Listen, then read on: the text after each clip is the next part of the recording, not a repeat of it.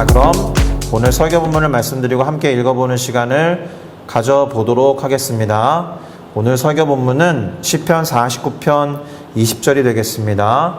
시편 49편 20절을 다 같이 한번 읽어보도록 하겠습니다. 존귀하나 깨닫지 못하는 사람은 멸망하는 짐승 같도다. 아멘. 제가 한 번 더 읽어보겠습니다. 존귀하나 깨닫지 못하는 사람은 멸망하는 짐승 같도다. 자, 오늘 설교 본문 이 시편 49편 20절을 가지고 이유 없는 자신감, 이유 없는 존귀함, 이런 제목으로 시편 49편을 함께 살펴보고 오늘 우리가 해야 할 기도가 무엇인지를 확정해 보는 시간을 가져보도록 하겠습니다. 그리고 함께 기도할 테고요. 자, 오늘 본문 시편 49편은 몇 주 동안 동일한 표제어로 삼았던 고라 자손의 시입니다. 고라와 그 자손에 대해서는 이제 더 이상 말씀드리지 않아도 될 거라고 생각을 합니다. 그래서 오늘은 이 시편 49편의 내용을 먼저 요약해 드리는 것으로 설교를 시작해 보려고 합니다. 자, 본문은 이 시편의 기록자가 모든 백성들에게 그리고 세상에 존재하는 모든 거민들에게 내가 무엇인가를 말할 테니 들어달라 라는 말로 시작을 합니다. 엄청 큰 확성기가 있었는지 모르겠지만, 그러니까 그 당시 세계관에서는 그 세계가 그렇게 크지는 않았을 테죠. 실제로 물리적으로 사람들을 불러 모아서 크게 말하고 싶다라는 뜻도 되겠지만, 내가 하는 이야기를 누구나 들었으면 좋겠다라는 어떤 소망함의 표현이었을 것입니다. 그리고 뭐라고 말을 하느냐? 귀천과 빈부를 막론하고 모두 들었으면 좋겠다. 그리고 내가 지금부터 지혜를 말할 테니 또 명철을 작은 소리로 읊조릴 테니 들어달라, 이렇게 말합니다. 지혜로운 말이라는 것이고 명철이 깃든 어떤 잠언과 같은 말을 하겠다라는 뜻인데, 좀 인상적인 건 작은 소리로 읊조리겠다라는 점에 있습니다. 작은 소리로 읊조리니까 많은 사람들이 이래서 과연 들을 수 있나? 이런 생각이 들죠. 근데 어쩌면 작은 소리로 읊조리겠다라고 했으니까 많은 사람들이 어쩌면 듣기 위해서 더 귀를 기울이게 될 수도 있겠다, 이런 생각이 들기도 합니다. 물론 이 읊조리다라는 단어에 집중하셔야 합니다. 이 읊조리라는 단어에서 묵상이라는 단어가 왔어요. 그래서 영어로는 meditation으로 번역하는 단어이고 원어로는 하가라는 단어에서 온 묵상이라는 뜻이 됩니다. 발음은 조금 다르죠? 그래도 하가랑 발음이 비슷합니다. 그래서 묵상의 원래 의미가 반복해서 중얼거리다, 작은 소리로 읊조리다, 이런 뜻이거든요.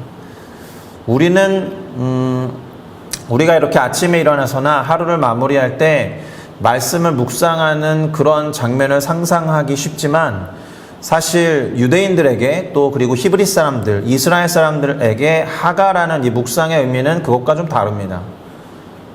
쉽게 말하면 중얼중얼거리는 거예요. 말씀을 반복해서 읊조리는 거예요. 했던 말을 또 하고 반복하는 거다라는 거죠. 되새김질을 하는 소나 양과 같이 위가 여러 개 있는 동물들이 넘겼다가 다시 뱉어서 곱씹고 넘겼다가 다시 뱉어서 곱씹는 식으로 4번, 5번 곱씹는 것을 읊조리다라고 하고 묵상이라는 하가라는 단어를 써요. 그리고 무슬림들도 그와 유사한 행동들을 합니다. 하루에 5번씩 스피커로 막 흘러나오잖아요. 이렇게 흘러나오는 소리 있죠? 유대인들에게 그런 것이 있었다라는 거죠. 똑같이 하나님의 말씀을 그렇게 반복해서 작은 목소리로 읊조리는 행위, 그게 하가예요. 그러니까 사실 우리가 말씀 묵상을 한다고 할 때 주안점은 짧은 단위의 말씀 구절을 여러 번 반복해서 읽고 또 읽고 거의 암송에 가깝게 다가서는 그런 행위, 그것이 원래의 하가, 묵상이라는 의미가 되는 거죠. 무엇을 반복해서 읊조리고 묵상하듯이 말하겠느냐? 자기의 재물을 의지하고 부요함을 자랑하는 자는 아무도 자기 형제를 구원하지 못하며 그를 구원하기 위해서 모든 비용을 하나님께 드리지도 못할 것이다. 이런 이야기를 합니다. 적어 놓았듯이 한마디로 재물과 어떤 부요함 가지고는 누군가의 생명을 구원해낼 수 없다라는 말을 하는 거죠. 다시요. 재물과 부요함이 아무리 넘치고 넘쳐도 누군가의 생명값으로 지불해서 그 생명을 구원해낼 수 없다라는 뜻이 됩니다.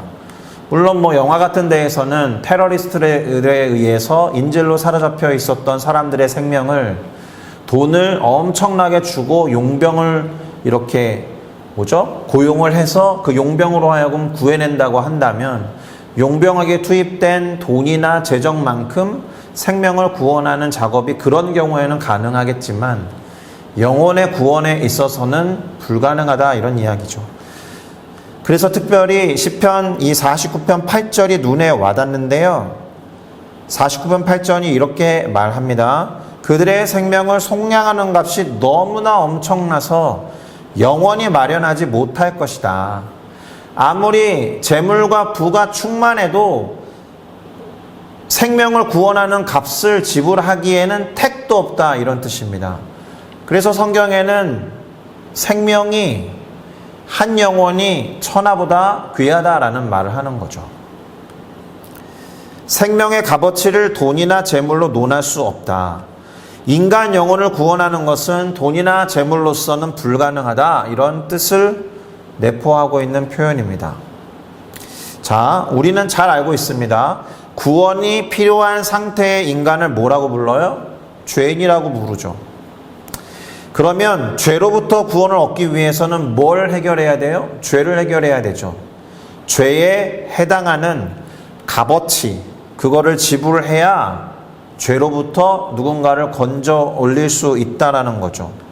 그런데 우리가 배워오기로 죄의 값어치, 죄의 대가는 사망이라고 배웠잖아요. 이 말은 죄를 지은 사람의 생명은 건질 수 없다라는 뜻이죠. 죽어야 한다라는 거예요. 그래서 불가능한 겁니다. 이런 측면에서 그 다음 구절, 곧 9절이 누가 영원히 살아서 죽음을 보지 않을 것인지를 묻게 되는 건데요. 이렇게 물어봅니다. 그가 영원히 살아서 죽음을 보지 않을 것인가? 아무리 재물이 많고 아무리 물질이 많아도 생명을 보존할 수 있는가? 이런 질문을 던지고 있는 거예요. 지혜 있는 자도 죽고 어리석고 무지한 자도 함께 망하며 그들의 재물은 남에게 남겨두고 떠나는 것을 보게 될 거다라고 이야기합니다. 한마디로 유한한 인간 생명 앞에 돈이나 재물이 도대체 무슨 소용이 있느냐 이런 말을 하고 있습니다. 그런데 11절을 한번 볼까요? 그러나 그들의 속 생각에 그들의 집은 영원히 있고 그들의 거처는 대대에 이르리라 하여 그들의 토지를 자기 이름으로 부르는도다. 이렇게 사람들은 그들이 소유하고 있는 집이 영원할 것이고 그들의 거처가 대대에 이를 것이며 그래서 토지를 자기의 명의대로 옮겨놓고 계속 되물림하죠. 오늘날이나 그 당시 사람들이나 똑같죠. 그러나 아쉽게도 12절에서 뭐라고 말하느냐?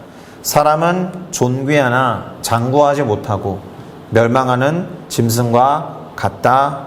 이렇게 말합니다. 죽으면 끝이다. 갖고 있었던 토지나 집이나 재물이 그 사람의 생명을 구원해내지 못한다.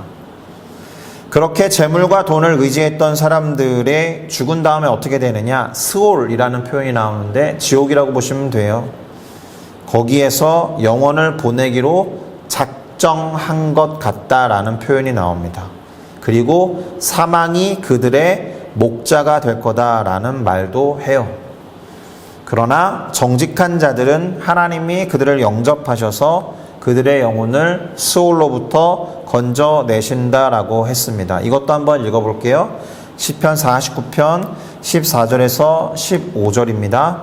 그들은 양같이 스올에 두기로 작정되었으니 사망이 그들의 목자일 것이라.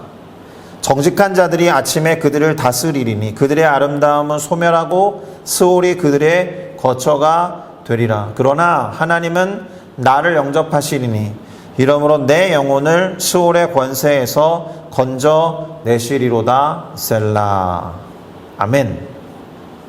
이렇게 고백하죠. 그러니까 사람이 부를 쌓고 그의 집에 영광이 더하는 것을 부러워하거나 그런 부요한 사람들을 두려워할 필요가 없는 거죠. 실제로 그렇게 말합니다. 죽으면 가져가는 것이 없고 그렇게나 빛났던 영광도 함께하지 못할 것이기 때문에 아무리 태어날 때 축하를 받고 태어나고 어떤 성취를 이루어내거나 해서 칭찬을 받을지라도 그들은 결국 그들의 조상들과 같이 죽음을 맞이하게 될 거다라고 말합니다. 이것도 한번 읽어볼게요. 시편 49편 16절부터 19절입니다. 사람이 치부하여 부를 축적해서 그의 집에 영광이 더할 때에 너는 그들을 두려워하지 말지어다. 그가 죽음에 가져가는 것이 없고 그의 영광이 그를 따라 함께 가지도 못할 것이다. 그가 비록 생시에 태어날 때에 자기를 축하하며 스스로 좋게 함으로 사람들에게 칭찬을 받을지라도 결국 그들도 그들의 역대 조상들에게로 돌아가리니 영원히 빛을 보지 못하리로다. 잠언 같죠? 시편 49편이지만 내가 지혜의 말을 하고 총명의 말을 읊조릴 거야 라고 했던 말이 정말 잠언처럼 그런 교훈을 우리 가운데 던져주고 있습니다. 그리고는 어느새 결론에 이르렀는데 오늘 설교 본문이었던 그 구절 시편 49편 20절을 통해서 그 자체로 존귀하지만 그 자체로 존귀하다는 것을 깨닫지 못하는 사람들은 멸망하는 짐승과 같다라고 했어요. 이 말을 뒤집어 보면 존귀하다는 것을 깨닫고 영원한 빛을 보는 자로서 하나님께 감사해야 한다는 말을 하고 있는 겁니다. 한번 읽어볼까요? 시편 49편 20절입니다. 존귀하지만 깨닫지 못하는 사람은 멸망하는 짐승과 같도다. 아멘. 자, 이제 설교 제목으로 돌아가 볼게요. 설교 제목이 이유 없는 자신감, 이유 없는 존귀함이라고 했습니다. 이유 없는 자신감을 뭐라고 부릅니까? 밑도 끝도 없이 이유와 근거도 없이 자신감을 갖는 경우를 근자감이라고 하잖아요. 근거도 없는데 자신감이 넘치는 경우. 이유가 딱 하나도 없는데 자신감이 넘치는 거예요. 야, 너는 도대체 어떤 이유를 갖고 있어서 그렇게 자신감이 넘치냐? 완전히 근거 없는 자신감이네 해서 근자감이라고 쓰는 표현 아닙니까? 이유가 하나도 없어도 자신감을 갖는 경우랑 반대 이야기를 한번 해볼게요. 반대 이야기. 찬양 중에 송축해 내 영혼이라는 찬양 있죠?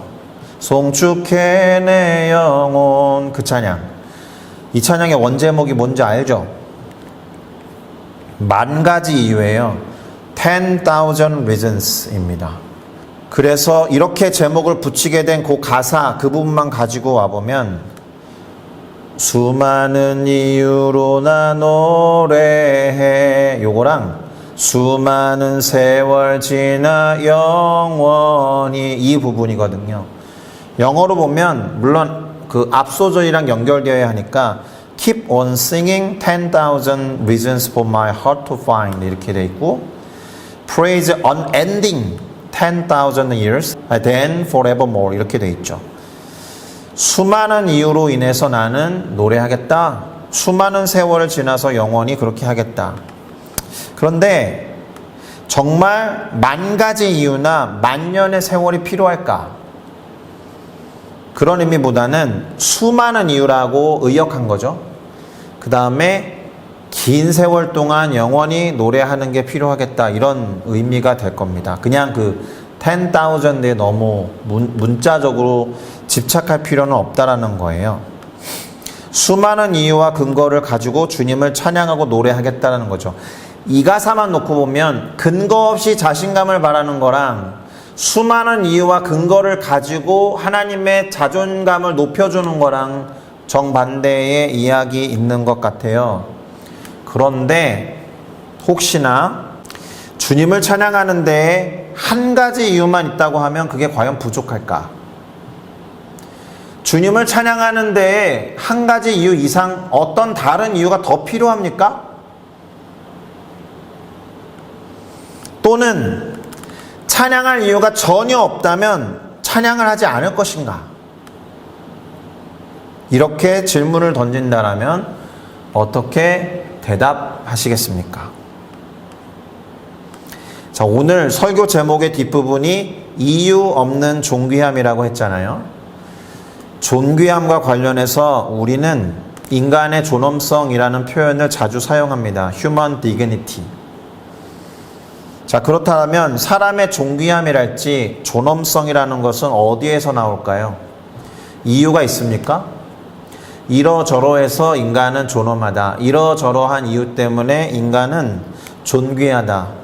갖고 있는 재물이 많아야 존엄합니까? 사회적 지위가 어느 정도 돼야 그 사람은 존귀하다라고 여김을 받을까요?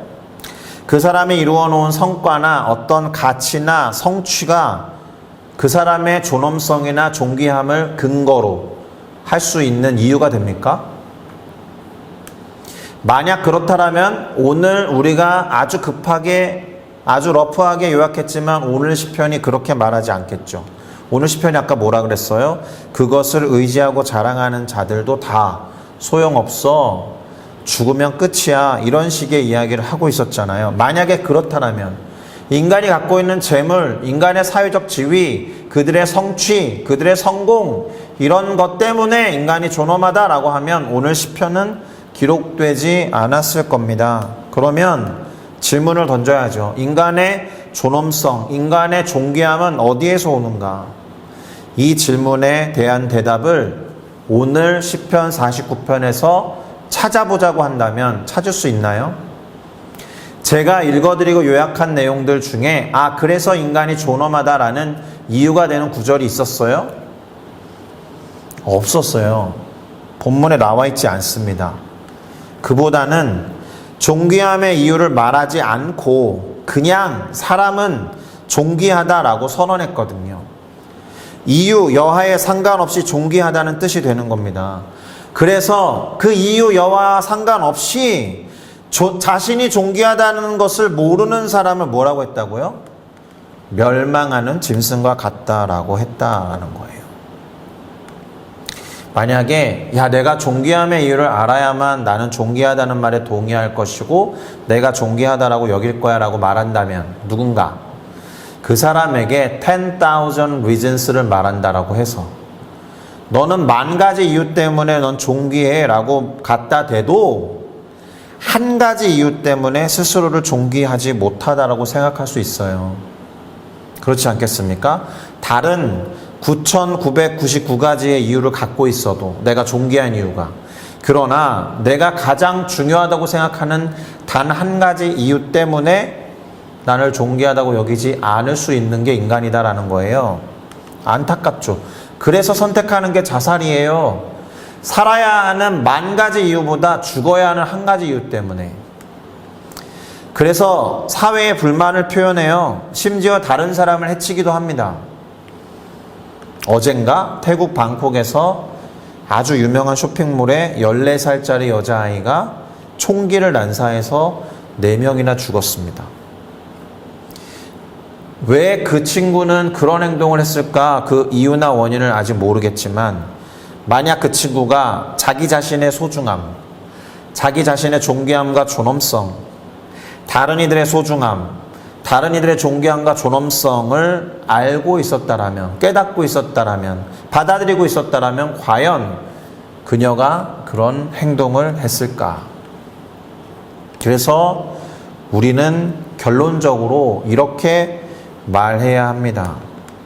인간이 존엄한 유일한 이유는 그저 하나님이 지으신 인간이기 때문이다. 다시 말해서 이유 없이 존귀하다라고 느껴야 해요. 이유 없이 존귀하다라고 말할 수 있어야 돼요. 이름하여 근존감, 근거 없는 존귀함을 가져야 한다는 겁니다. 물론 근거가 있죠. 하나님이 지으셨다라는 그 이유 하나만으로 인간은 존귀한 겁니다. 할렐루야. 제가 아주 오래전에 이 교회에 처음으로 와서 한 두세 번째 했던 설교 때 인용했던 이야기를 들려드리고 오늘 설교를 마무리하도록 하겠습니다. 이름하여 금고 이야기예요. 태초부터 죄를 범한 인간들을 다 헤아려요. 그럼 한 1000억 명 될까요? 지금 인구가 70억이니까. 뭐 앞으로도 더 태어날 테지만. 1000억 명이 있는데 1000억 명이 다 구원을 얻어야 되니까 당연히 하나님의 아들 독생자 예수 그리스도가 모든 대가를 다 지불하고 이 땅에 오셨겠죠. 1000억 명이라는 소중한 영혼이 있으니까.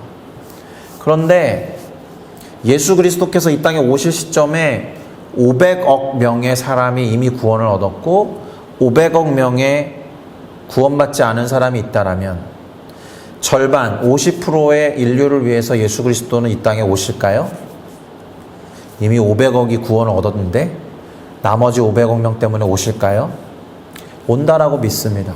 그러면 또 떼서 750억 명이 구원을 얻었고 250억 명만 구원을 받지 못한 상태라면, 그러니까 전 세계에 있는 모든 인류 중에 75%가 구원을 얻었고 나머지 25%가 구원을 얻지 못한다라면 과연 그 나머지 25%를 위해서 예수 그리스도는 이 땅에 오실까요?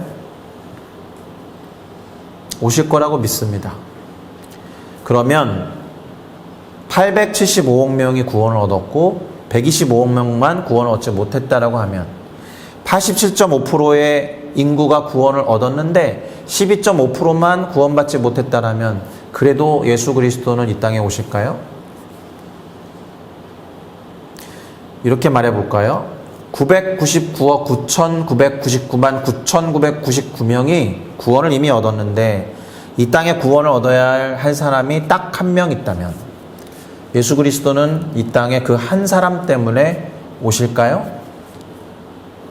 금고 이야기를 한다 놓고 이야기를 거꾸로 했어요. 1000억의 금고가 들어있는, 1000억 원의 돈이 들어있는 금고가 있어요. 열쇠가 1000가지 있습니다. 하루 종일 고생해서 끼워보고 열어보고 끄어보고 열어보고 시도를 해서 간신히 1000억이 들어있는 금고문을 여는데 100시간 걸려요. 1000억을 얻기 위해서 그렇게 하시겠습니까? 당연히 하죠. 예? 1000개의 열쇠를 꼈다 뺐다 꼈다 뺐다 하는데 시급만 계산해도 얼마예요? 열었는데 금고가 하나 더 있네요. 500억이 있고 500억이 들어있는 금고가 안에 더 있어요. 역시나 똑같이 500개의 열쇠가 있습니다. 500개 열쇠를 가지고 500억이 들어있는 금고를 여시겠습니까? 이미 500억을 갖고 있어요. 그래도 나머지 500억 때문에 그렇게 하시겠습니까? 대부분의 사람들은 어느 정도에서 멈출까요? 999억 9천만 원? 아니면 999억 정도만 얻어도 1억 때문에 또 그 100시간을 할애할까? 이미 999억이 있다면 대부분의 사람들은 끝까지 가지 않을 겁니다. 물론 성격 때문에 끝까지 가는 사람이 있는지는 모르지만 금고 이야기에서 999억 9,999만 9,999원 정도를 이미 갖고 있고 100시간을 노력해서 1원을 얻기 위해서 열쇠를 열심히 찾아서 헤매는 사람이 과연 있을까? 그 이야기 하나와 9,999억 999만 9,999명이 구원을 얻고 딱 한 사람이 구원을 얻지 못했을 때에 예수님께서 그 모든 것들을 다 던지시고 이 땅에 과연 오실까? 여기에 질문을 하나 더 얹어야 돼요. 그 한 명이 나라면 오십니다.